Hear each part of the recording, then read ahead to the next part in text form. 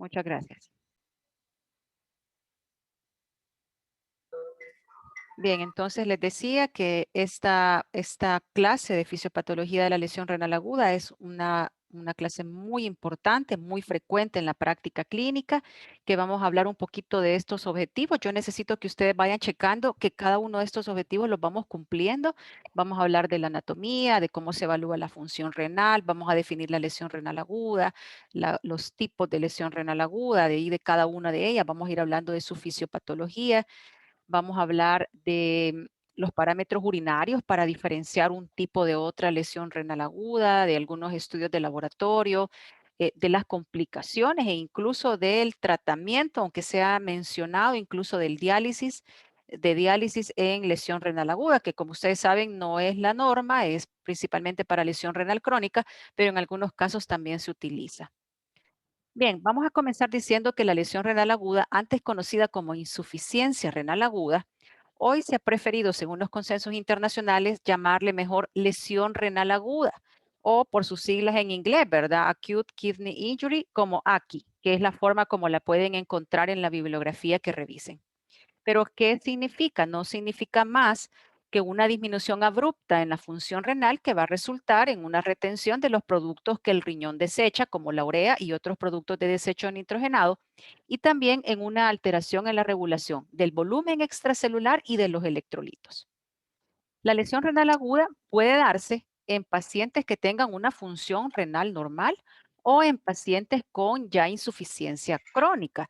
En estos casos, cuando el paciente ya tenga una insuficiencia renal crónica, si se complica con una renal aguda, le decimos insuficiencia renal crónica agudizada. Ese es el término que utilizamos, porque el paciente ya tenía un daño renal. Pero en cualquier caso, lo que va a suceder es que el paciente va a tener un descenso brusco o abrupto de su tasa de filtrado glomerular y lo cual lo vamos a evidenciar por aumento de los niveles en algunos exámenes como la creatinina, el nitrógeno ureico, también, perdón, y pueden acompañarse o no de alteraciones de la diuresis o del volumen urinario.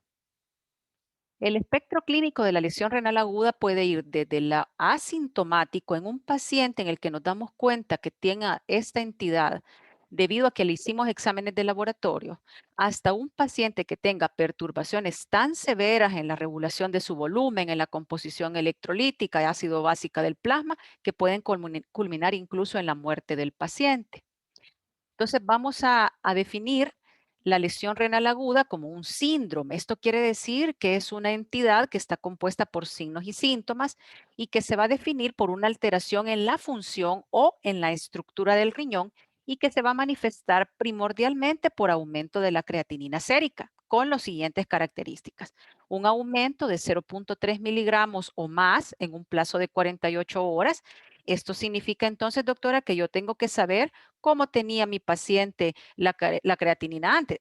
Exactamente. Entonces, esta entidad, conocida como lesión renal aguda, es de contexto hospitalario, es de paciente que está ingresado y al que tenemos ya unos datos basales de cómo el paciente entró. También podemos tener como criterio un aumento de la creatinina sérica 1.5 veces, no 1.5 en número, sino 1.5 veces, una vez y media, ¿verdad? O superior de la cifra que el paciente tenía 7 días previos, o alteraciones del volumen urinarias indicadas por una diuresis menor de 0.5 mililitros por kilo por hora durante 6 horas. Si supongamos que ustedes tienen un paciente que pesa 70 kilos, 70 por 0.5 son 35 miligramos por hora. Si lo multiplican por 6, le sale 210 mililitros por hora. Si un paciente no está orinando 210 mililitros en 6 horas, este paciente tiene criterio de lesión renal aguda. Doctora, ¿y cómo vamos a saber que el paciente no ha orinado en 6 horas? Si yo a veces salgo a las 6 de la mañana de mi casa y ya no vuelvo a orinar. Ah, porque les acabo de decir que esta entidad se da en un contexto hospitalario donde la diuresis del paciente está siendo adecuadamente medida, ¿verdad? Mediante lo que se llama el balance hídrico, que por cierto ustedes van a llegar a realizarlo el próximo año en el externado. También quiero decirles que estos criterios que les acabo de mencionar para definir lesión renal aguda son en base a CADIGO. CADIGO significa Kidney Disease Improving Global Outcomes. Es una estrategia para manejo de la enfermedad renal y sus últimas guías, que son las que estamos utilizando, fueron dadas en 2012. Entonces, basado en estas guías CADIO es que vamos a definir a este síndrome. También aquí aproveché para ponerle, según la clínica Mayo, los valores normales de creatinina en un paciente. En un paciente adulto masculino es de 0,7 a 1,35 y en una mujer de 0,59 a 1,04. Estos son datos que pueden variar de laboratorio a laboratorio, pero más o menos deben de andar en estos mismos parámetros. Algunos términos que también vamos a estar utilizando a lo largo de la clase son términos como anuria, que significa una diuresis menor de 100 ml en 24 horas. El término poliuria, entendido como un aumento de la frecuencia y el volumen urinario. Y el término oliguria, que por cierto es el más importante, entendido como una diuresis menor de 20 ml por hora o de menos de 400 mililitros en 24 horas. En cuanto a la anatomía y fisiología renal, voy a ir rápido con esto porque no es lo importante de la clase, aunque es necesario conocerlo para entenderlo. Debemos de recordar que el riñón básicamente regula la composición iónica y el volumen de los líquidos corporales. También regula la excreción de todos los residuos nitrogenados ocasionados por el metabolismo muscular, por el metabolismo hepático, elimina moléculas exógenas, por ejemplo, los fármacos que consumimos, sintetiza hormonas como la eritropoyetina y también metaboliza las proteínas de bajo peso molecular como la insulina, las cadenas ligeras de las inmunoglobulinas, entre otras. El riñón tiene un peso aproximado de 150 gramos, recibe más o menos entre el 20 al 25% del gasto cardíaco total, tiene dos zonas, la corteza y la médula. Ya vamos a hablar que la médula es una de las zonas más hipóxicas del riñón y que su unidad funcional se conoce como nefrona. Habíamos hablado en la clase de glomerulopatías que la nefrona consta de dos subunidades, el glomérulo y la parte tubular. Del glomérulo ya hablamos de la barrera de filtrado glomerular, su importancia, ¿verdad? En la retención de las proteínas para que no pasen hacia la orina. Y luego los túbulos, en donde se va a hacer un balance, ¿verdad? De las presiones hidrostáticas, oncóticas, hasta lograr sacar un ultrafiltrado que va a llegar a la pelvis renal, al uréter, y es lo que conocemos como la orina. Los túbulos con sus diferentes regiones tienen diferentes funciones. Por ejemplo, el túbulo proximal tiene un desarrollado ribete de cepillo donde hay un intenso proceso de absorción. Aproximadamente el 65% del filtrado se da en esta área. En esta área también el túbulo proximal se recuperan prácticamente el total de todas las moléculas de utilidad para el organismo y que van a ser recicladas como glucosas, aminoácidos y vitaminas. Luego el asa de Henle, que tiene dos partes, la rama delgada, la rama gruesa. En la rama delgada es muy permeable al agua y a solutos como la urea, y la rama gruesa básicamente es impermeable al agua y a la urea. Y luego el túbulo distal y el túbulo colector. El tránsito a través del túbulo distal y colector va a tener un efecto determinante en el ajuste de iones y aguas que deben ser reabsorbidos según las necesidades homeostáticas. Y en el túbulo colector cortical, una cosa muy importante, la presencia de la hormona antidiurética, que cuando está presente, ¿verdad? Va a tener un notable incremento en la permeabilidad del agua, que va a ser intensamente reabsorbida hasta lograr lo que llamamos isotonía y liberar el producto tubular, que en este caso sería la orina, con una concentración de 300 miliosmoles por kilo. La excreción de las sustancias nitrogenadas va a depender exclusivamente de la capacidad del riñón para producir este ultrafiltrado exento de proteínas y de células a lo que nosotros llamamos orina. El abordaje de un paciente que tenga un daño renal, necesitamos, por tanto, evaluar las características de este ultrafiltrado y por eso vamos a hablar un poquito del examen general de orina más adelante.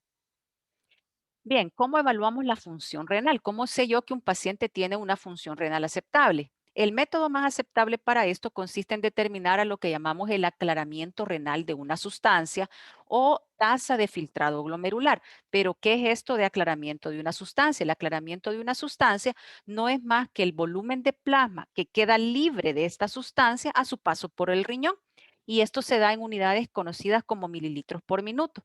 La mejor estimación del filtrado glomerular va a requerir de una sustancia que, que se filtre libremente, que no se reabsorba, que no se secrete a nivel túbulo renal y que no presente eliminación extrarrenal, como por ejemplo a través del sudor o pulmón. Entonces, estas sustancias, las mejores, son la inulina, el yotalamato y el ioexol, pero son bastante caras y recolectar la orina para poderlas medir es bastante laborioso. Entonces, en la actualidad, lo que tenemos es para medir o estimar el filtrado glomerular, la concentración de creatinina sérica, la concentración del nitrógeno ureico, la relación entre creatinina y nitrógeno ureico y, por supuesto, el cálculo de la creatinina, que eso creo que ustedes ya lo vieron. Yo se los voy a mencionar un poquitito, ¿qué es la creatinina? La creatinina no es más que un compuesto guanidino que va a derivar de la arginina, pero principalmente se va a deber en el organismo a la conversión no enzimática de la fosfocreatina, que es un fosfato de alta energía, a creatina a nivel muscular. La creatinina básicamente está presente en el suero, cumple estas características que no se secreta, no se reabsorbe, por lo que la cantidad de esta, o sea, de la creatinina que se excreta en orina por unidad de tiempo, coincide con la cantidad filtrada por el glomérulo y por eso la velocidad de aclaramiento de la creatinina nos permite estimar con exactitud razonable la filtración glomerular.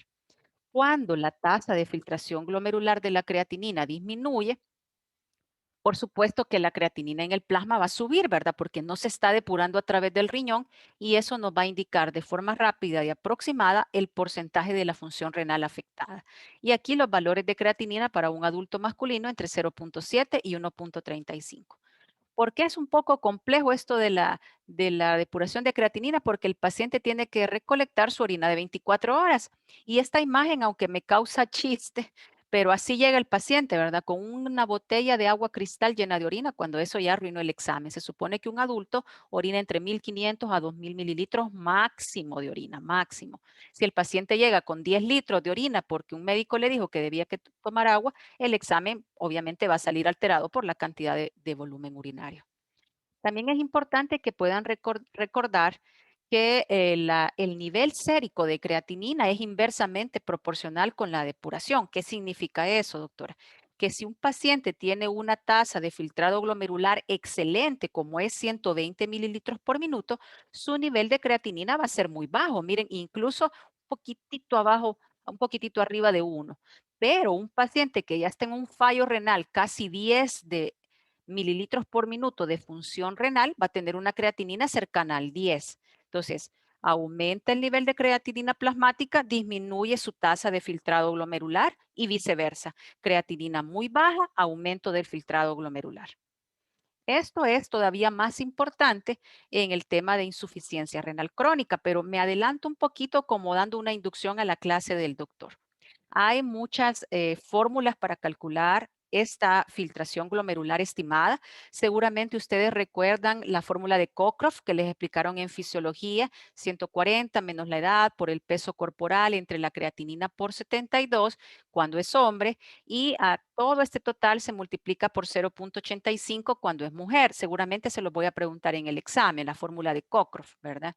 Pero ahora se tienen otras fórmulas mejores, como la del CKD-EPI, en la que usted tiene una fórmula en internet, una calculadora, usted pone su edad, pone su valor de creatinina, pone si es mujer o raza negra, y solo aprieta este botón y ya le calcula su filtrado glomerular. Y esta es una de las últimas y más reconocidas utilizadas. Entonces es una muy buena opción y fácil de calcular. Doctora, pero ¿y por qué entonces nos va a hacer que calculemos la de Cockcroft? Porque pueden ser que en el año social estén en San Juan de los Calzones arriba y no tengan internet, y entonces ustedes deben saber cómo tener una estimación del filtrado glomerular. También vamos a hablar del nitrógeno ureico, hablamos de la creatinina. El nitrógeno ureico, o conocido como urea, que también es el mismo nitrógeno ureico multiplicado por 2. Su diferencia con la creatinina es que su origen es hepático y va a representar el producto final del metabolismo hepático de la excreción de los aminoácidos no utilizados en la síntesis proteica de las proteínas ingeridas en la dieta. Este se reabsorbe en un 40-50% en el túbulo proximal, por eso es que no lo podemos utilizar para estimar el filtrado glomerular, y es independiente del estado de hidratación del paciente. Un aumento de los niveles circulantes de hormona antidiurética aumenta la permeabilidad al agua, arrastrando urea de tal manera que solo un 30-40% de la urea filtrada es excretada. La proporción creatinina-nitrógeno ureico. Esta es una relación que se hace entre el BU o nitrógeno ureico plasmático y la creatinina. Cuando hay una disminución de la tasa de filtrado glomerular, independientemente de su causa, se va a elevar el nitrógeno ureico, por lo que acabamos de explicar, y también la creatinina. Pero si se elevan ambos, la relación BUN-creatinina se va a mantener. La relación BUN-creatinina normal es que 10 veces el nitrógeno ureico equivalen a una vez la creatinina. Básicamente, 10 miligramos de nitrógeno ureico son iguales a 1 miligramo por decilitro de creatinina. ¿Por qué es importante esta relación? Porque en una lesión renal aguda prerrenal, como vamos a ver más adelante, donde hay una disminución del volumen intravascular, ya sea real o efectivo, se va a generar un aumento en la reabsorción, tanto proximal como distal de sodio y agua, porque el cuerpo está detectando una pérdida de volumen. Entonces, con esta reabsorción pasiva asociada en la urea sin modificación de la creatinina, se va a elevar el boom fuera de la proporción de la tasa de la caída del filtrado glomerular, resultando en un cambio en esta proporción de creatinina. En vez de ser 10:1, hoy va a ser 20:1. Entonces, la lesión renal aguda prerrenal se caracteriza por una proporción creatinina de 20:1. Pero hay un tipo de renal aguda, que es la renal intrínseca, que tiene una relación creatinina normal 10:1. En este caso, la producción de creatinina a partir de creatina o la tasa de liberación de creatinina de los músculos es exageradamente alta, como por ejemplo en el caso de la lesión renal aguda por rhabdomiólisis o ruptura de músculo estriado. Y entonces aquí la relación incluso baja a 5:1. ¿Y por qué les estoy explicando esto? Porque en la insuficiencia renal crónica, que van a ver ustedes la clase más adelante, la relación BUN-creatinina también se mantiene 10:1. Entonces nos podemos equivocar si estamos ante un paciente. ¿Esto es un renal agudo intrínseco o es un renal crónico? Entonces nos va a servir ahí otros parámetros de laboratorio. Entonces, a manera de resumen, esto lo presenta Harrison, 19 edición. Un defecto en el filtrado glomerular caracterizado por aumento de creatinina sérica y disminución del filtrado glomerular puede ser ocasionado por una lesión renal aguda, por una enfermedad renal crónica o por una enfermedad renal crónica agudizada. Si es por lesión renal aguda, que es el motivo de la clase, puede ser por causa prerrenal, intrarrenal y posrenal. En el caso prerrenal, tenemos que buscar el cociente BUN-creatinina que les acabo de explicar, que va a ser 20:1, y también otro parámetro conocido como la fracción excretada de sodio en orina, del cual vamos a hablar más adelante. Si es intrarrenal, vamos a ver un examen general de orina, vamos a ver el sedimento y en algunos casos para tratar la causa o buscar la causa, las pruebas serológicas y biopsia.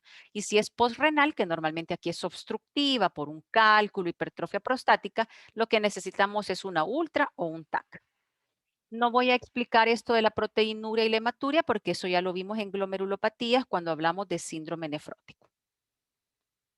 Bien, entremos propiamente dicho a lesión renal aguda. La lesión renal aguda, bueno, aquí ustedes ven un GIF de un riñoncito, ¿verdad? Donde está entrando el plasma al riñón y después de todos estos mecanismos de reabsorción, filtración, sale un ultrafiltrado conocido como orina. Entonces, ya habíamos dicho, ¿verdad?, que la lesión renal aguda es una disminución abrupta de la función renal, ocasionando una retención de los productos de desechos nitrogenados.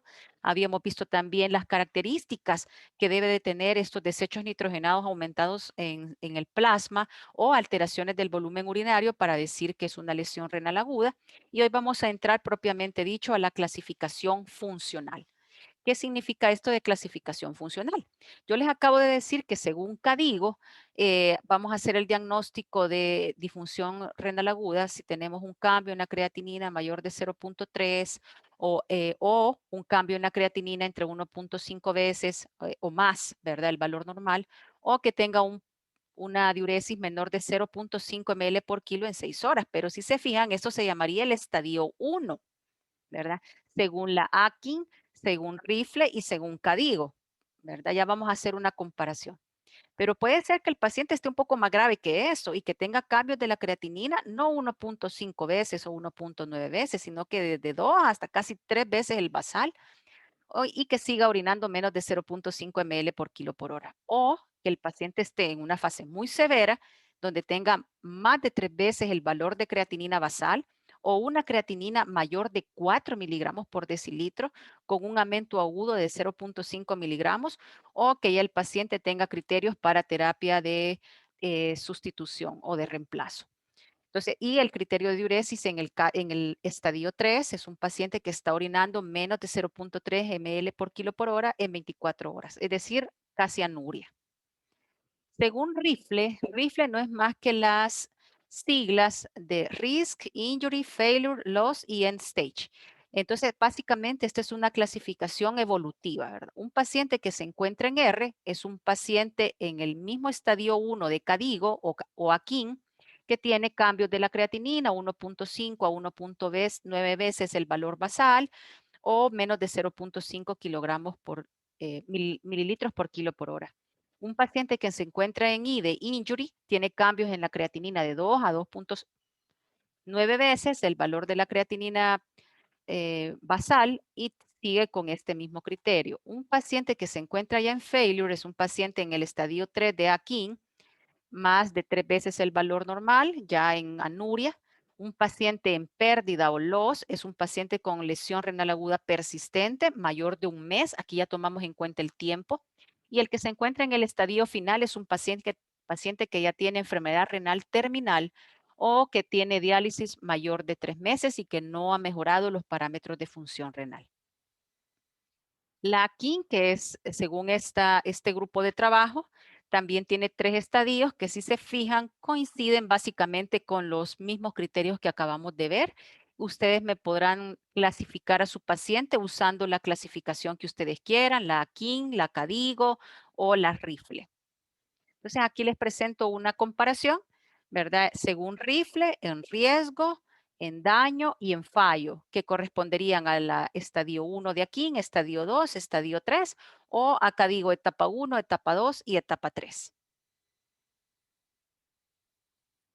Algunos datos epidemiológicos, importante que les pueda quedar claro que la mayoría de los episodios de lesión renal aguda se producen en un entorno hospitalario, ¿verdad? Básicamente es muy raro, casi solo un 1% en la práctica extrahospitalaria y es una de las causas más frecuentes de consultas o interconsultas al servicio de nefrología.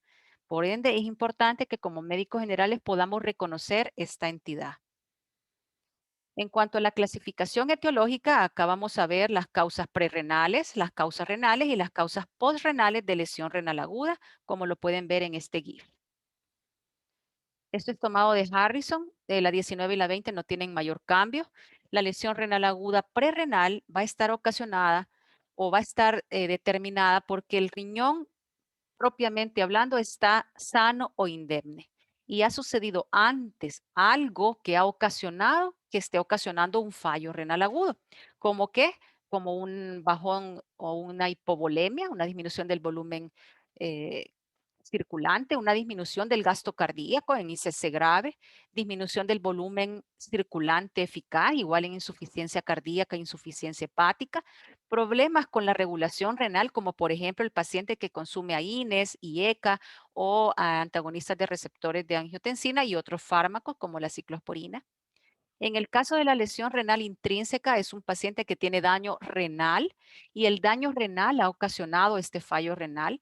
Como el fallo renal puede ubicarse en diferentes localizaciones, ya sea en el glomérulo, en el túbulo o en el intersticio o a nivel de los vasos.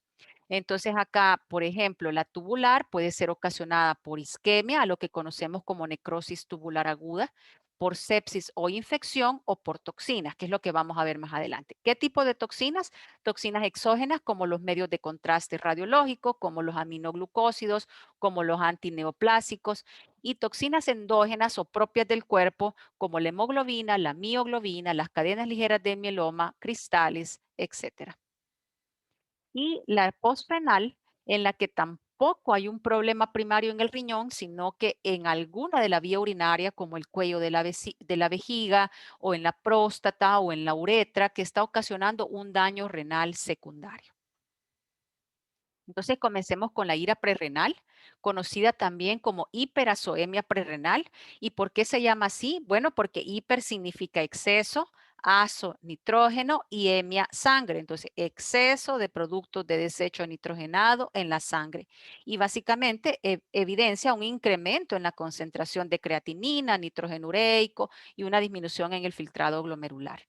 Esta lesión renal aguda prerrenal es la forma más común de lesión renal aguda, presentando entre 50 a 70% de los casos. En esta, por definición, no hay daño en el parénquima renal y es reversible. Pero si la lesión renal aguda no es tratada apropiadamente o es muy duradera, podemos llegar a complicarnos con una lesión renal aguda intrínseca o intrarrenal como la necrosis tubular aguda. ¿Qué puede causar una lesión renal aguda prerrenal? Esto es tomado de Farreras 19 edición. Dijimos la hipovolemia por una hemorragia, por pérdida digestiva, diarrea, vómitos, causas renales, drenajes quirúrgicos, redistribución de líquido extracelular, por ejemplo, en un síndrome nefrótico por hipoalbuminemia grave, traumatismo, quemaduras, pancreatitis. Pacientes con bajo gasto cardíaco como insuficiencia cardíaca, arritmias, los pacientes con problemas hepáticos también, ¿verdad? Muy importante. También los pacientes con embolia pulmonar, valvulopatías, tromboembolias masivas, pacientes que tienen vasodilatación periférica, por ejemplo, en el sepsis o shock séptico, fístulas arteriovenosas, choques anafilácticos, el cirrótico con ascitis, el que usa antihipertensivos, bajo anestesia en cirugías, pacientes con vasoconstricción renal por noradrenalina, adrenalina, dopamina, cirrosis con ascitis. Si se fijan, el cirrótico anda bailando aquí, ¿verdad? Y ustedes dirán qué relación tiene el riñón con el hígado. Muchísima, muchísima. Pacientes que consuman fármacos como la ciclosporina, el tacrolimus, contrastes yodados radiológicos, si a ustedes le han hecho un TAC, una resonancia, saben que les inyectan un contraste. Esto puede causar lesión renal aguda o antimicóticos como la anfotericina B. También puede ser ocasionada en pacientes que consumen fármacos como los AINES, los inhibidores de la COX-2, por ejemplo, los meloxicam, piroxicam, etoricoxib para el tema de dolor y IECA y ARA2, ¿verdad? Estos fármacos, aunque se cree que tienen protección renal, también pueden interferir en la autorregulación renal. Y de forma más rara, pacientes con síndromes de hiperviscosidad, como el paciente con mieloma múltiple, macroglobulinemia de Waldenström o policitemia. Bien, ¿qué es lo que sucede en la lesión renal aguda? Básicamente, la lesión renal aguda es en realidad una respuesta fisiológica o compensatoria. De hecho, ya se dieron cuenta que en fisiopatología hablamos mucho de este término, mecanismo compensador o respuesta fisiológica normal. Entonces, el riñón está respondiendo ante una reducción de una presión de perfusión. Ya dijimos por qué motivos puede ser ocasionada. Y entonces esto va a resultar por cualquier trastorno que cause una hipovolemia verdadera o una reducción del volumen arterial efectivo. Es decir, puede ser que un paciente en realidad esté perdiendo líquido, sangre por una hemorragia, por unas diarrea y vómitos, o que no tenga una pérdida, pero que el cuerpo esté detectando una disminución del volumen arterial, como por ejemplo en los pacientes con vasodilatación, como el paciente cirrótico con ascitis.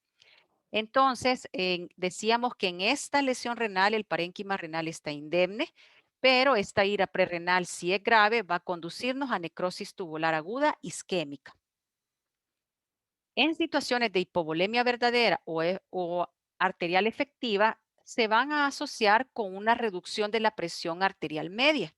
Y al disminuir la presión arterial media, el riñón, mediante mecanismos neurohormonales que incluyen a los vasoreceptores, el sistema simpático, van a detectar esto y el riñón va a echar a andar toda una cascada de mecanismos con el objetivo de mantener la presión sistémica y preservar la función de órganos vitales como cerebro y corazón. Esto lo va a lograr mediante vasoconstricción de otros territorios como el territorio vascular, músculo cutáneo, esplácnico, estimulando la sed y promoviendo retención de sal y agua mediante el riñón. También sucede un reflejo miógeno en la arteria aferente que permite la dilatación en el marco de la baja presión y ello se hace para lograr que el glomérulo esté adecuadamente perfundido. La adaptación del riñón a esta hipoperfusión va a estar mediada por una capacidad por su capacidad más bien, de mantener esta tasa de filtrado glomerular gracias a la regulación de forma independiente del tono de la arteriola aferente y del tono de la arteriola eferente. Esta respuesta a los descensos de presión va a generar vasodilatación de la arteriola aferente, en la que participan diversas sustancias ya conocidas como ustedes, como la prostaglandina y el óxido nítrico. También aquí anda presente otra sustancia, la angiotensina 2, ¿verdad? Que esta va a inducir vasoconstricción en la arteriola eferente, donde se concentran la mayor parte de sus receptores. Y con ello, con la hecha de andar de todos estos eventos, se intenta mantener la presión de filtración intraglomerular y, por tanto, la tasa de filtrado glomerular, a pesar que haya una reducción de la presión perfusión renal. Otro mecanismo importante en la lesión renal aguda es un mecanismo que contribuye, es el feedback tubuloglomerular, que significa que el tono de la arteriola aferente a través de un mecanismo detecta el aporte de cloruro de sodio a la mácula densa y al túbulo distal. Entonces, un aumento de la presión de filtración provoca más filtrado glomerular y más llegada de cloruro de sodio a la mácula densa, lo que activa la síntesis de renina. ¿Se acuerdan? En la mácula densa, el aparato yuxtaglomerular, y causa una vasoconstricción de la arteriola aferente y la vuelta de la tasa de filtrado glomerular a lo normal, a pesar de estar en una situación de hipoperfusión. Sin embargo, esta situación de hipoperfusión no puede ir más allá de una presión sistólica menor de 80. Si ya bajamos de esta presión sistólica, se sobrepasa el límite de estos mecanismos compensatorios, se anula esta autorregulación renal, que es lo que les acabo de explicar, y entonces desarrollaremos en el paciente lo que llamamos la lesión renal aguda prerrenal. Hay diversos factores que toman en cuenta porque ustedes me dirán, mire doctora, pero hay niños bien graves, pacientes con diarrea, vómitos y que a veces ni los ven y no les da insuficiencia renal aguda. Esto es porque va a depender de algunos factores individuales del paciente. Por ejemplo, el paciente que tiene aterosclerosis, que tiene diabetes, que tiene hipertensión crónica o que es adulto mayor, va a tener una peor forma de responder a estos cambios de la perfusión renal, ya que tiene estrechamiento estructural de sus arteriolas y una menor capacidad para responder con dilatación de los vasos afarientes del riñón. Y también les mencionaba yo hace un momento la presencia o el consumo de fármacos como AINES y ECA y ARA2, que también van a hacer que ante estos procesos de hipoperfusión renal, el riñón no reaccione como debería reaccionar. Y es por eso que nosotros evitamos en el paciente la automedicación. Bien, eso era la ira prerrenal. Vamos a entrar a la ira intrarrenal. La ira intrarrenal, como le decíamos anteriormente, ya es un daño propiamente del riñón. Es por supuesto más grave. Puede ser de causa glomerular, de causa tubular y de causa vascular. La que nos va a detener aquí ahora es la necrosis tubular o de causa isquémica. Recordando lo que dijimos en un principio, que los riñones sanos reciben 20-25% del gasto cardíaco, explicando el 10% del consumo de oxígeno en un sujeto en reposo, a pesar de que su masa es solo 0,5 de la masa corporal de una persona. Decíamos también en un inicio que el riñón tiene una de las áreas más hipóxicas, como es la médula renal. Es una porción estructural o anatómica del riñón que es particularmente vulnerable a isquemia.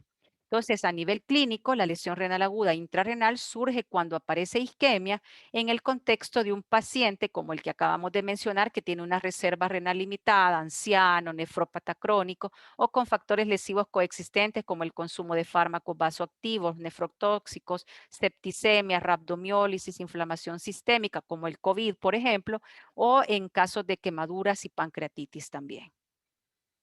La lesión renal intrínseca, desde el punto de vista clínico patológico, eh, tiene diversas causas. Causas ocasionadas en los grandes vasos renales, como decíamos al principio, causas glomerulares que no las vamos a tocar y la lesión de los túbulos que ocasiona la famosa necrosis tubular aguda, si es de causa isquémica, isquémica y si es de causa tóxica, el apellido es tóxica y las enfermedades tubulointersticiales agudas también. Acá en esta imagen ven ustedes una vasoconstricción a nivel de la arteriola aferente que va a ocasionar un daño glomerular y también una obstrucción tubular, como lo vamos a ver más adelante.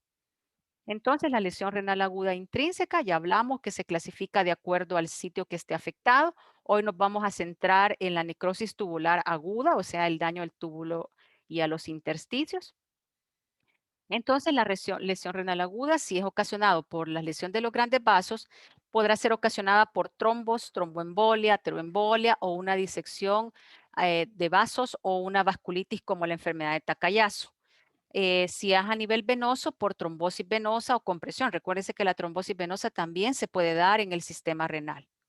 También puede ser por lesiones glomerulares, llámese infecciosas o inflamatorias, como la glomerulonefritis aguda, la rápidamente progresiva, el rechazo del injerto renal, causas hematológicas con la microangiopatía trombótica, el síndrome hemolítico urémico, la púrpura trombocitopénica trombótica, la coagulación intravascular diseminada, el síndrome de hiperviscosidad. Lesiones tubulointersticiales como la nefritis alérgica, infecciones virales, rechazo de injerto, obstrucción tubular e infiltración por cáncer como linfoma, leucemia o sarcoidosis. Y la necrosis tubular aguda, que es la causa más frecuente, causada por isquemia en el contexto de un paciente con una lesión renal aguda prerrenal no tratada o grave, o por nefrotoxinas, ya sean endógenas o exógenas. Entonces, esta es una nefrona y acá las diferentes áreas que pueden estar afectadas por la lesión renal aguda intrínseca, por ejemplo, glomérulo, ocasionando glomerulonefritis, las nefritis intersticiales o la necrosis tubular aguda, que es la que nos va a tener ocupaditos por los siguientes minutos. Bien, la necrosis tubular aguda es la causa más frecuente de lesión renal intrínseca. Por favor, no se vayan a confundir. De todas las insuficiencias o lesiones renales agudas, la más frecuente es la prerrenal, pero dentro de las intrínsecas, la necrosis tubular aguda es la más frecuente, representando el 75 al 80% de los casos. De hecho, la isquémica o de causa isquémica es más superior a la tóxica. La necrosis tubular de origen isquémico, que ya dijimos que es por una ira prerrenal no tratada o grave, es la manifestación de una hipoperfusión renal grave o prolongada, a menudo combinada con otras agresiones del riñón que ya mencionamos. A diferencia de la ira prerrenal, la necrosis tubular aguda, en la necrosis tubular aguda no se restablece la función renal de forma inmediata después de normalizar la perfusión, sino que puede pasar algunas semanas, ya vamos a ver las fases de la necrosis tubular aguda. También es importante recordar que la necrosis tubular aguda isquémica se observa sobre todo en pacientes que tienen ciertas características, como el paciente que ha sido sometido a una cirugía mayor, que ha tenido un trauma mayor, que tiene una hipovolemia grave, que tiene sepsis o quemaduras. En el contexto del paciente quirúrgico, la causa de insuficiencia renal aguda no solo es por haberse sometido a una cirugía, hay otros factores importantes, ya dijimos la edad, enfermedades previas, etcétera. Dentro de estos factores están el paciente que es diabético, el paciente que es adulto mayor, el paciente que ha tenido una cirugía vascular, como por ejemplo un bypass cardiovascular que duran más de 3 horas y que requiere clampaje aórtico, el paciente que ha estado expuesto antes de la cirugía a agentes nefrotóxicos, por ejemplo un TAC, en donde se le colocó un material de contraste iodado, o por supuesto el paciente que tiene enfermedad renal crónica preexistente. También el paciente con necrosis tubular aguda puede deberse a sepsis. La sepsis es el factor más frecuentemente asociado con lesión renal aguda que requiera diálisis para salir adelante. Este paciente debe estar en unidad de cuidados intensivos y llega a estar presente entre el 50% de los casos de los pacientes con sepsis. En este caso, la lesión renal aguda se produce por una hipoperfusión regional que resulta de la combinación de vasoconstricción renal con vasodilatación sistémica. Y por supuesto, las endotoxinas se civilizan al riñón frente a los efectos de la isquemia. ¿Qué toxinas exógenas nos pueden causar una lesión renal aguda intrarrenal? Varias.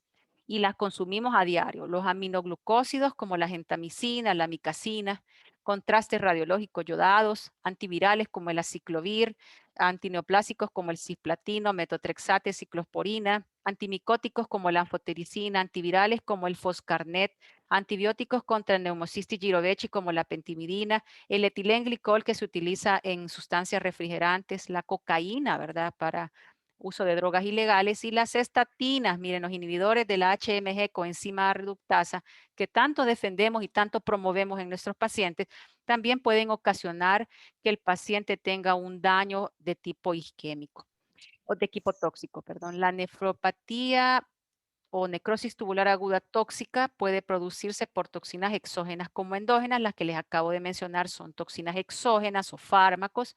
Y aquí, como decíamos anteriormente, es una combinación de una vasoconstricción renal con una vasodilatación periférica que ocasiona una lesión tubular directa y obstrucción de los túbulos. El riñón va a ser susceptible a diferentes toxinas y esto es debido a que tiene rica vascularización, tiene capacidad para mantener las sustancias en el intersticio por un periodo de tiempo y esta es la principal causa de daño. Y también por el mecanismo contracorriente y en las células epiteliales a través de diferentes transportadores. El riñón, decíamos, tiene gran toxicidad debido a ¿verdad? Su gran riesgo sanguíneo y no se va a dar en todas las personas. Puede ser que usted se esté colocando ahorita un aminoglucósido y no le va a dar lesión renal aguda por toxinas. Y esto es debido a que usted no es adulto mayor, no tiene una nefropatía crónica, no tiene hiperazoemia prerrenal ni tiene hipoalbuminemia, pero si la tiene, entonces usted tiene factor de riesgo para desarrollar nefrotoxicidad. Los métodos de contraste radiológico nos toca indicarlos en algunos casos para realización de TAC, resonancias magnéticas, pero debemos recordar que son una causa importante de lesión renal aguda. Sobre todo, pensémoslo bien cuando se lo vayamos a indicar a un paciente que es diabético. Esta nefropatía por medio de contraste se caracteriza por un incremento de los niveles de creatinina 24 a 48 horas después de haberse expuesto a este fármaco y va a alcanzar su mayor pico entre 3 a 5 días después. Afortunadamente, con un buen tratamiento muestra una resolución completa en el plazo de una semana. Característicamente tiene un sedimento urinario normal, la proteinuria es escasa y tiene una fracción excretada de sodio inferior al 1%, lo que nos confirma que es una lesión renal aguda que va a ser reversible. ¿Cómo se da patogénicamente lo que sucede en la nefropatía por contraste? Va a ocasionar varias cosas. Primero, ocasiona una hipoxia en la región medular renal por perturbación en la microcirculación del riñón y oclusión de vasos finos. Luego, por la permanencia del material de contraste en el intersticio, va a ocasionar un daño a las células de los túbulos por generación de radicales libres de oxígeno y una obstrucción en los túbulos por la precipitación de este medio de contraste. Hay otras toxinas exógenas que usamos a diario también, como los antibióticos, decíamos los aminoglucósidos. Estos son filtrados libremente a través del glomérulo y se acumulan en la corteza renal, sitio en el que sus concentraciones rebasan las del plasma y ahí es donde ocasionan daño. La lesión renal aguda se presenta más o menos 5 a 7 días posterior al uso del fármaco y se acompaña de hipomagnesemia, hipopotasemia e hipofosfatemia. ¿Y por qué se acompaña de eso, doctora? En reflejo del daño tubular que ha ocasionado. Entonces se pierde la función tubular, la función absortiva y se comienzan a disminuir la absorción de estos electrolitos a nivel tubular. La anfotericina B, como ustedes recuerdan, es un fármaco antimicótico. Hoy se utiliza mucho. Este se une al colesterol de la membrana de los túbulos y se introduce por sus poros, ocasionando vasoconstricción renal, aumentando la retroalimentación túbulo-glomerular y también por medio de toxicidad tubular directa, en la que van a intervenir también especies reactivas de oxígeno.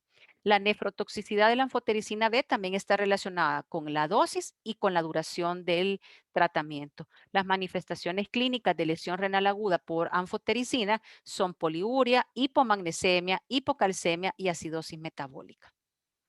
Hay otros fármacos que los usamos un poquito menos, como la vancomicina, que es un antibiótico contra el estafilococo aureus, el aciclovir, el foscarnet, que también es un antiviral, y Casi todas pueden ocasionar nefritis intersticial aguda, como penicilinas, cefalosporinas, quinolonas, pero a veces necesitamos utilizarlo en el contexto de infecciones. Y ahora, fármacos muy utilizados, los antineoplásicos. Ustedes saben que mucho paciente con cáncer está utilizando quimioterapia.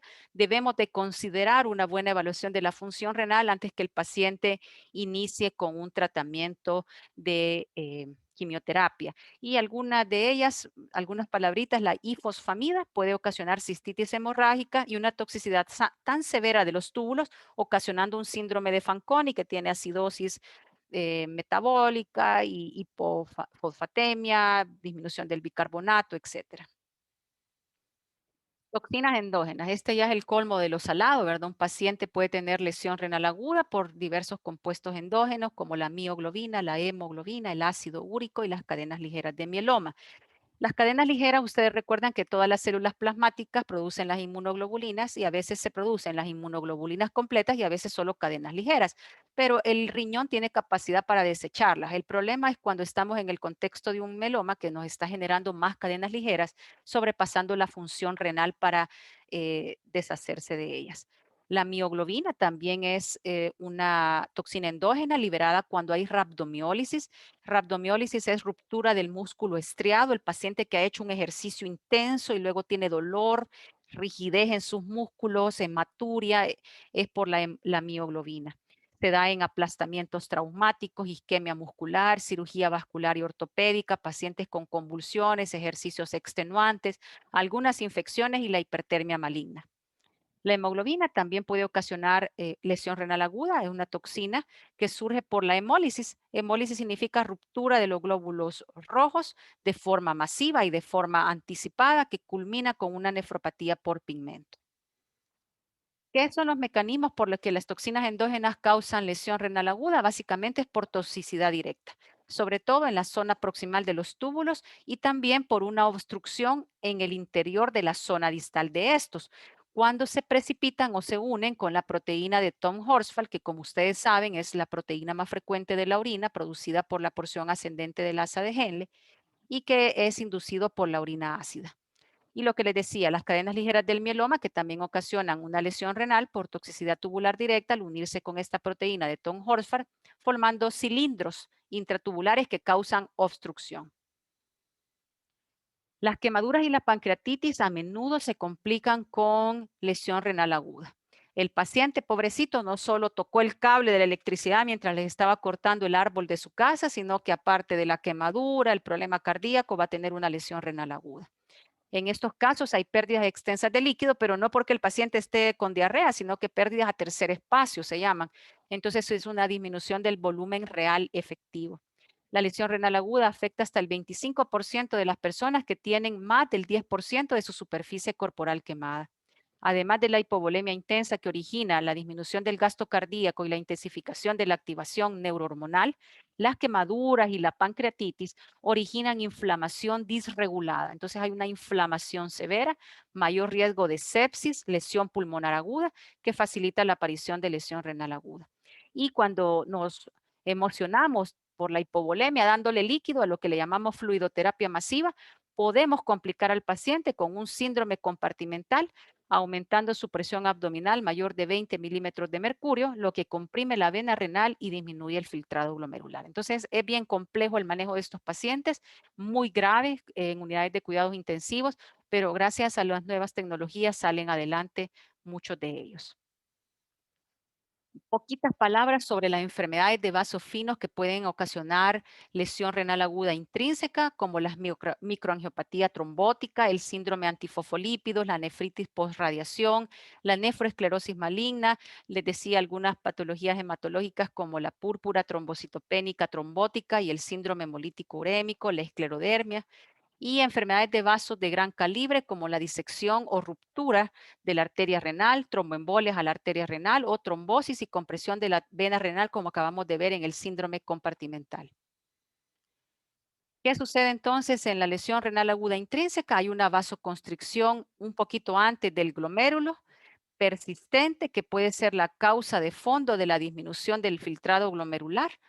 Hay algunos factores involucrados en esta vasoconstricción, como la activación de la retroalimentación túbulo-glomerular por una mayor llegada de solutos a la mácula densa después de un daño del túbulo proximal y también una intensificación del tono vascular y de la reactividad de los vasoconstrictores y una mayor reactividad a los vasodilatadores. Hay otros factores que han contribuido a la disminución del filtrado glomerular, en este caso, como la fuga retrógrado del filtrado a través del epitelio tubular isquémico y desnudo, y la obstrucción mecánica por restos celulares necróticos. Entonces, en la fisiopatología de la insuficiencia renal por isquemia hay un daño en la microvasculatura ocasionado a nivel glomerular y a nivel de la médula renal y otro daño que está siendo ocasionado a nivel tubular, que es lo que les acabo de mencionar. Todo esto mediado por especies reactivas de oxígeno y mediadores inflamatorios y vasoactivos. Les decía yo que la necrosis tubular aguda también tiene fases. Gracias a Dios, con un buen tratamiento, la necrosis tubular aguda puede ser reversible. La lesión renal aguda isquémica dijimos que es una complicación de una insuficiencia o una lesión renal aguda prerrenal. Entonces, es una prerrenal que no fue adecuadamente manejada o muy grave y entonces va a tener la primera fase de la necrosis tubular aguda que se conoce como fase de inicio. En esta fase de inicio se da la agresión renal que va a conducir a la lesión renal aguda intrínseca y que se caracteriza por toda esta cascada de fenómenos fisiopatológicos que acabamos de mencionar, que disminuye el ATP, que se obstruye el tubo por células necróticas. ¿Cuánto dura esto? Es variable, ¿verdad? De 0 a 1 día podría ser. Una vez ya se ha dado esta fase de inicio, va a continuarse con una segunda fase o fase de extensión, en la que la lesión en la microvasculatura y la inflamación ya comienzan a incidir en el filtrado glomerular. Si ustedes se fijan aquí a la izquierda, a la derecha, perdón, está graficada el filtrado glomerular. Entonces, en un prerrenal comenzó con 100, pero una vez que fue entrando en las fases propiamente dichas de la lesión renal, fue bajando el filtrado glomerular, casi llegando hasta 0. Una vez que ha pasado esta fase de extensión, que puede durar 1 o 2 días, vamos a entrar en una fase de mantenimiento que puede ser más larga, incluso durar semanas, donde se va a dar la regeneración del tejido renal. Y aquí no solo va a haber regeneración de los túbulos como se creía anteriormente, sino también regeneración a nivel del endotelio vascular renal. Y por último, está la última fase o fase de recuperación, donde va a haber un restablecimiento, ya sea parcial o total, de la función renal. Luego entramos a la lesión renal aguda postrenal. La lesión renal aguda postrenal puede ocurrir en el contexto de una obstrucción bilateral del flujo urinario o en un paciente que solo tiene un riñón, ¿verdad? Cuando se obstruye precisamente su único tracto de salida. Esto va a ser causado por patologías que se encuentran después del riñón: hipertrofia prostática, cáncer de próstata, de cervix en la mujer, linfadenopatías en el retroperitoneo por neoplasias o obstrucciones funcionales como el paciente con vejiga neurogénica. También obstrucciones intraluminales, cálculos renales bilaterales, obstrucción intraluminal por fibrosis retroperitoneal, un cáncer de colon que esté presionando también la vía urinaria y la cristalización intratubular de ácido úrico, oxalato de calcio, como ustedes lo vieron, las cadenas ligeras de mieloma, entre otros. Entonces acá tenemos el riñón, los uréter, la arteria y la vena renal, conectando con la vejiga. Entonces, cualquier lesión que se encuentre fuera de este riñón, llámese uréter, vejiga, uretra, próstata, algo en el colon, algo en el cervix en la mujer que pueda estar causando una compresión en alguna de estas áreas, nos va a causar lesión renal aguda postrenal. Y aquí no me voy a detener, ustedes lo leen despacito, todas las posibles causas de lesión renal aguda por obstrucción del tracto urinario, ¿verdad? Y a nivel intrarrenal, a nivel ureteral, a nivel vejiga y a nivel uretra. ¿Qué es lo que sucede en la lesión renal aguda postrenal? Básicamente hay una obstrucción del flujo del filtrado glomerular. La orina se está produciendo bien, pero no logra pasar. Esta obstrucción va a causar una fisiopatología relativamente compleja que comienza con una transmisión de presión retrógrada al espacio de Bowman del glomérulo.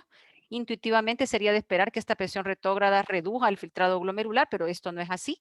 se dilata la arteriola aferente glomerular y la filtración glomerular permanece conservada, por lo menos en las fases iniciales, porque esta compensación es transitoria y si no se corrige, pues la filtración glomerular comenzará a disminuir.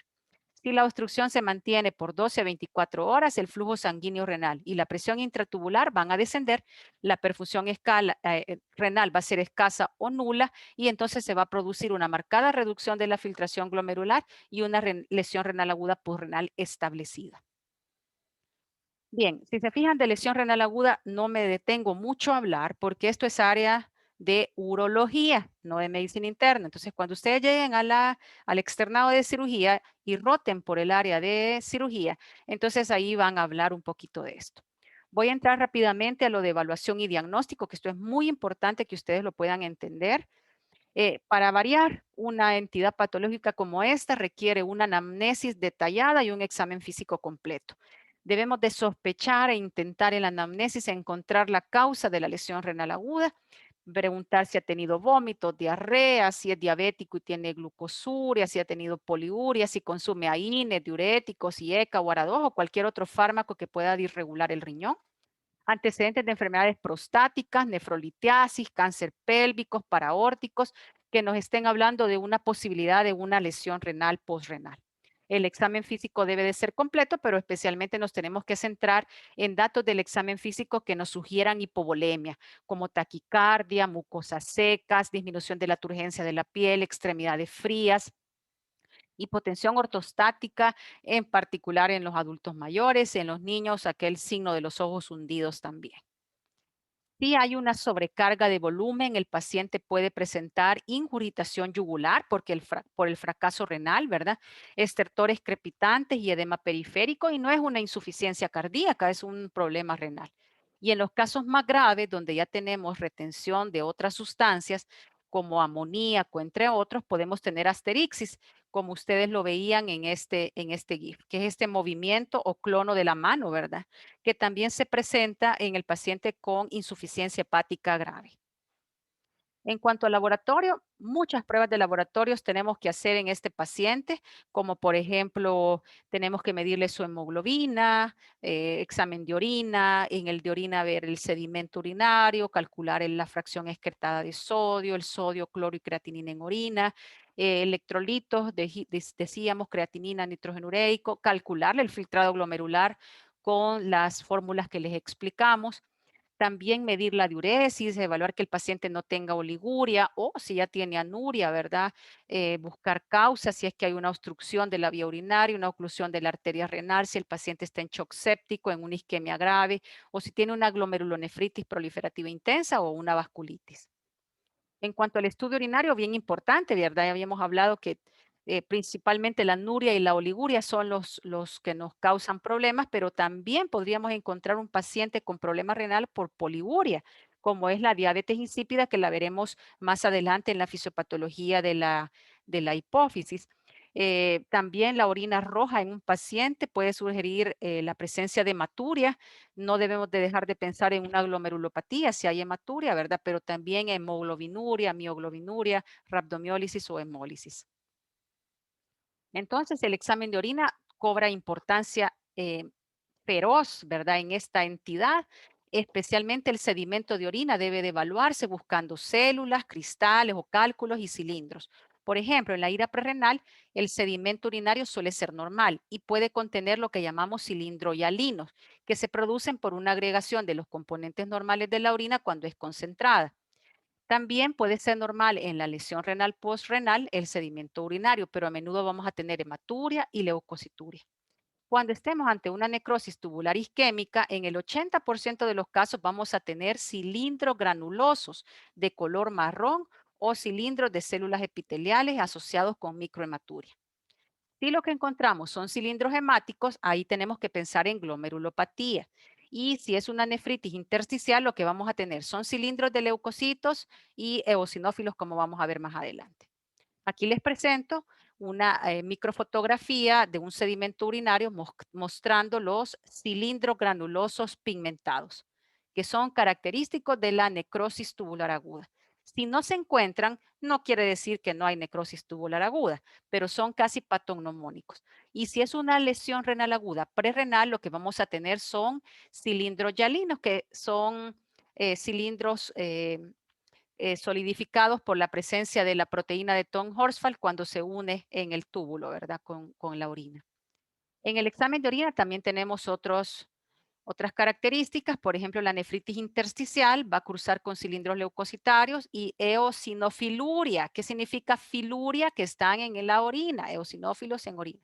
Y aunque no son característicos o patognomónicos, porque también pueden estar presentes en ateroembolia, en la glomerulonefritis proliferativa, en cistitis y en prostatitis. Si lo que tenemos es presencia de hemoglobina y mioglobina en orina, por eso tienen el sufijo uria, que significa orina, estamos quizás ante una hemólisis o una rhabdomiólisis. Y también cuidado con las proteínas, ¿verdad? El paciente con proteinuria inferior a 1 gramo puede ser que lo que tengamos es una lesión renal isquémica. Si es mayor de 1 gramo, rondando 3, 3.5, es quizás una glomerulopatía o un mieloma múltiple. Acá un cuadrito resumen donde el señor Cecil, perdón que no puse la referencia, nos ayuda a ver cuáles son los hallazgos en el análisis del sedimento urinario. En un paciente prerrenal, el sedimento urinario está normal o cilindros yalinos. En una lesión renal aguda intrarrenal tubular, vamos a tener los cilindros pigmentados o cilindros pigmentosos. Si es nefritis intersticial, podemos tener aumento de glóbulos blancos en orina o piuria, hematuria, proteinuria leve, cilindros granulosos y eosinófilos.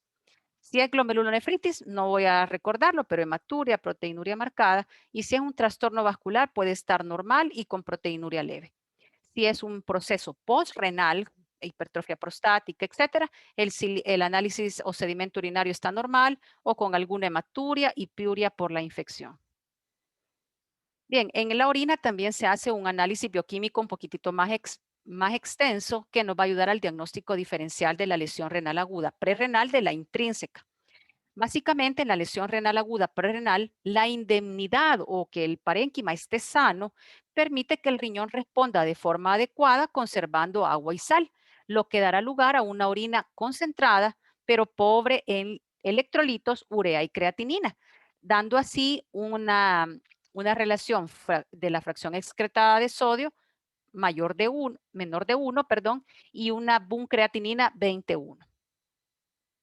Entonces, hay parámetros para identificarlos. Decíamos la fracción excretada de sodio, la osmolaridad de orina, el cociente orina, perdón, nitrógeno ureico, creatinina en plasma y en orina, la densidad de orina, que nos ayudan a diferenciar una ira prerrenal de una ira intrínseca. Aunque vamos a ver este cuadro más adelante, lo adelanto.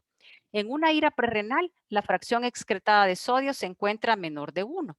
En la intrínseca se encuentra mayor de 2.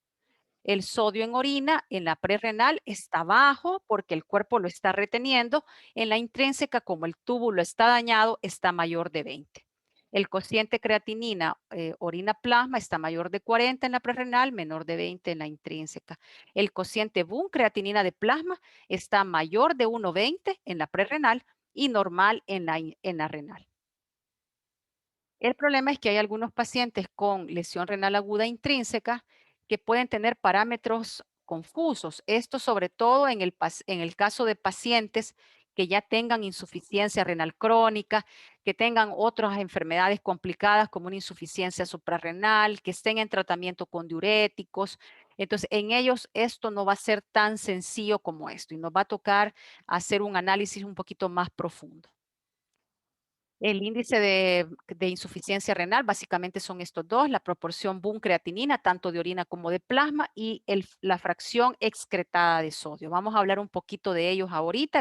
La fracción excretada de sodio es una medición que se puede encontrar si tenemos estos criterios, el sodio en orina, la creatinina plasmática por 100, va haciendo esta fórmula.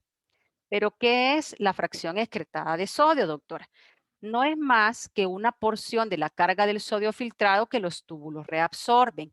Y es una forma de ver o forma de evaluar la capacidad de los riñones para reabsorber el sodio, así como de los factores endógenos y exógenos administrados que alteran la resorción tubular.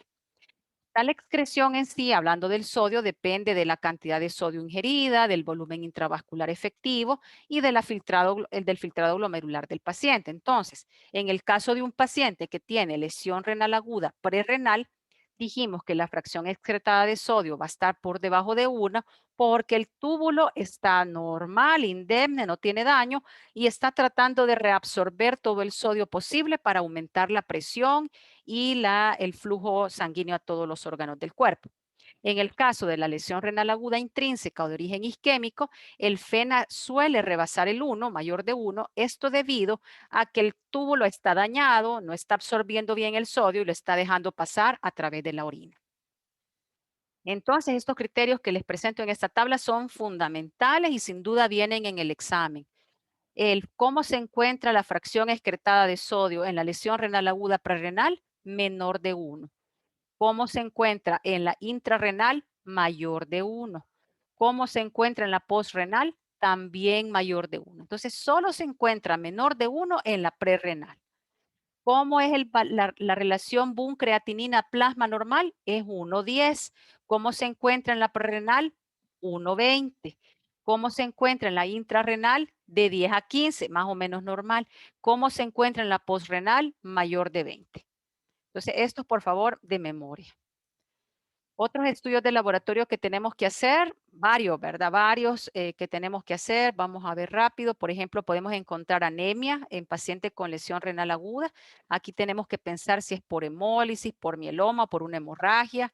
Si hay aumento de eosinófilos en sangre periférica, no en orina, pensemos en nefritis intersticial, ya habíamos hablado, la vasculitis de Church-Strauss, poliarteritis nodosa. Si hay disminución de las plaquetas o trombocitopenias con esquistocitos en sangre periférica, pensemos en una microangiopatía trombótica. Si tenemos hiperpotasemia, hiperfosfatemia, es frecuente, por cierto, esta alteración de los electrolitos, pero indica un daño en el túbulo. Si es una rhabdomiólisis, vamos a tener aumento de las enzimas musculares como la creatinfosfoquinasa y el ácido úrico. Y en algunos casos, como en la glomerulopatías, enfermedades autoinmunes, vamos a tener que enviar pruebas de complementos, C3, C4, anticuerpos antinucleares, anticuerpos antimembrana basal glomerular y los ANCA. Entonces, ¿cómo podemos diferenciar una lesión renal aguda de una necrosis tubular aguda? Por 3 parámetros: el sedimento urinario, la fracción excretada de sodio y la respuesta a los líquidos. Básicamente, un paciente con lesión renal aguda prerrenal responde bien bonito a los líquidos. No así un paciente con necrosis tubular aguda. Vamos a hacer también alguna valoración radiológica, por ejemplo, una ultrarrenal. Básicamente aquí es para descartar una lesión postrenal, buscando algún signo de obstrucción.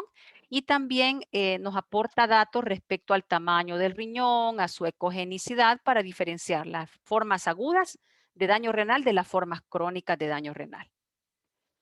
Biopsia renal no es en todos los casos, no en todos los casos de lesión renal aguda por lo menos, solo en el caso de que sospechemos una glomerulonefritis, una vasculitis, una nefritis intersticial, un mieloma, un síndrome hemolítico urémico y una púrpura trombocitopénica trombótica. Las manifestaciones clínicas de la lesión renal aguda, aunque son tan amplias, yo solo las he puesto en una diapositiva y esto es que van a depender de la causa de base. Si la causa de base son pérdidas digestivas, el paciente va a tener vómitos, diarrea y deshidratado, hipotenso, etcétera. Pero si son por fármacos, quizás no va a tener nada más que los daños de laboratorio. Entonces va a depender de la patología de base. En algunos casos hasta asintomáticos, como le decía en un principio, y en algunos casos tan severos con anorexia, astenia, náusea, vómitos, oliguria, color oscuro de la orina y disnea porque está en una fase más avanzada. También importante que sepan que hay biomarcadores nuevos de lesión renal, ya que el nitrógeno ureico y la creatinina solo evalúan la función renal, pero no evalúan qué tanto daño ha sufrido el tejido renal. Entonces, hay algunos nuevos parámetros, todavía no están para uso en el país, como por ejemplo el Engal o lipocalina vinculada con gelatinasa, también el KIM-1 o molécula 1 de lesión renal. Se ocupan para hacer algunas clasificaciones, sobre todo ahorita para temas de investigación, pero es importante que ustedes vayan sabiendo lo más actualizado en biomarcadores renales. ¿Qué complicaciones puede tener un paciente con lesión renal aguda? Varias complicaciones, pero la más temida, la uremia. La uremia, de la cual van a hablar a detalle mañana con el doctor, van a hablar de la fisiopatología de la uremia, pero es un signo definitorio de insuficiencia renal aguda, donde hay una acumulación de productos nitrogenados o catabolia que se manifiesta por una mayor concentración de nitrógeno ureico. La presencia del propio nitrógeno ureico aumentado es un índice de toxicidad directa que puede ocasionar incluso alteraciones del estado psíquico y hemorragias. Otras complicaciones son hipervolemia, expansión de volumen extracelular, es una complicación grave de los pacientes con lesión renal aguda oligúrica y anúrica. El paciente va a tener edema, ¿verdad? Sobre todo en las zonas de declives, mayor tensión venosa yugular y edema pulmonar que puede ser mortal. También puede tener hiponatremia o disminución del sodio en sangre, esto debido a la administración en el tratamiento de soluciones hipotónicas o cristaloides que agravan, ¿verdad?, la hiposmolaridad y la hiponatremia. Hiperpotasemia es la complicación, una de las complicaciones más temibles de la lesión renal aguda, ya que su efecto en la conducción cardíaca es muy importante y pueden culminar en una arritmia grave, un paro cardíaco en sístole o diástole. La acidosis metabólica con anion gap alto, infecciones por disminución de la inmunidad del hospedador y hemorragia, derrame pericárdico o desnutrición. En cuanto al tratamiento, solo lo voy a mencionar. Si la causa de la hiperazoemia prarrenal es un déficit de líquidos, pues hay que optimizar los líquidos del cuerpo y sustituirlos. Si es sangre, hay que dar transfusión de sangre y también al corregir cualquier desequilibrio electrolítico. Si la lesión es renal intrínseca, hay que suspender el fármaco o toxina endógena que lo está ocasionando y una sustitución volumétrica temprana e intensiva sin ocasionar un daño pulmonar.